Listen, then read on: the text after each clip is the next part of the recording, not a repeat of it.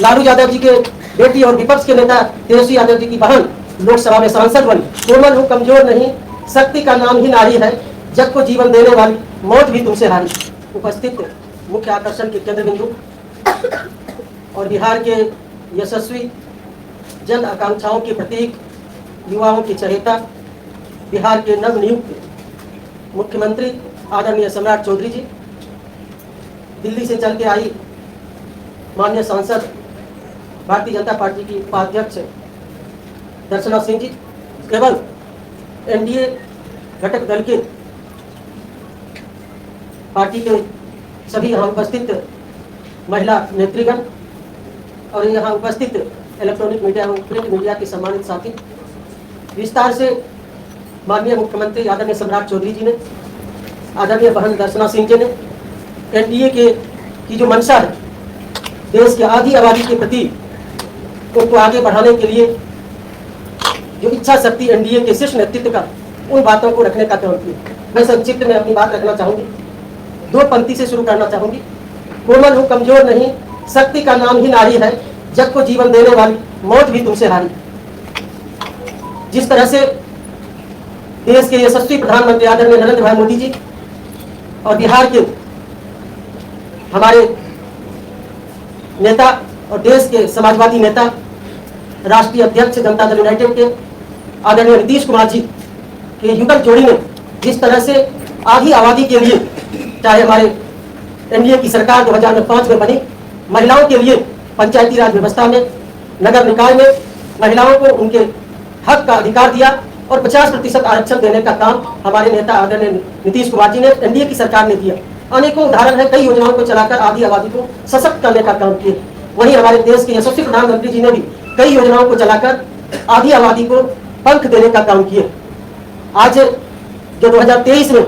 नारी शक्ति बंधन अधिनियम पारित हुआ था, महिलाओं को 33% आरक्षण लोकसभा और विधानसभा में देने का, उसको लेकर जो विशेष सत्र बुलाकर एनडीए की सरकार ने, माननीय प्रधानमंत्री जी ने 3 दिनों का सत्र, विशेष सत्र बुलाकर महिलाओं का जो उनको अधिकार मिलना चाहिए 2029 में 33% महिलाओं का लोकसभा में और आगे होने वाले चुनाव में, विधानसभाओं के चुनाव में जो 33% आरक्षण मिलना चाहिए, विशेष सत्र बुलाकर नारी शक्ति बंधन अधिनियम को संशोधित करने का प्रस्ताव रखा। लेकिन विपक्ष के लोगों ने किस तरह से इसको मजाक बनाया, हंस रहे थे,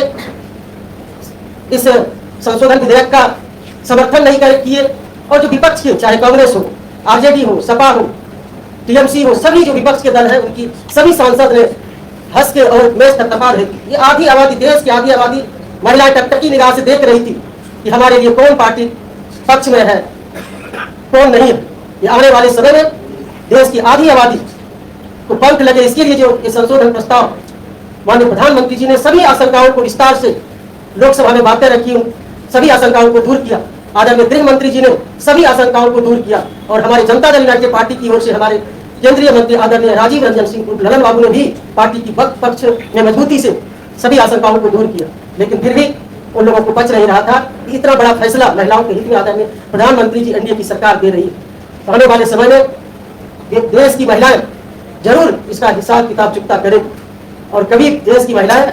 विपक्ष को माफ नहीं करेगी। और हमारे आदरणीय राष्ट्रीय अध्यक्ष, हमारे नेता आदरणीय नीतीश कुमार जी ने भी हमेशा से महिलाओं को, आधी आबादी को आगे बढ़ाने का काम किया। हमारे राष्ट्रीय अध्यक्ष के नेतृत्व में हमारे राष्ट्रीय कार्यकारी अध्यक्ष पार्टी के, उन्होंने भी इस पक्ष को मजबूती के साथ एनडीए के साथ खड़ा रखा। वह ज्यादा न वक्त लेते हुए मैं सभी हमारे जो एनडीए के तमाम महिला नेत्री हैं, हम सब लोग विपक्ष के इस जो उन्होंने बिल पास नहीं होने दिया, महिला विरोधी चेहरा उनका उजागर हुआ, इसको जन जन तक ले जाने का काम करेंगे। उनका जो दोहरा, विपक्ष का जो दोहरा नीति है, उनका राहुल गांधी जी का बहन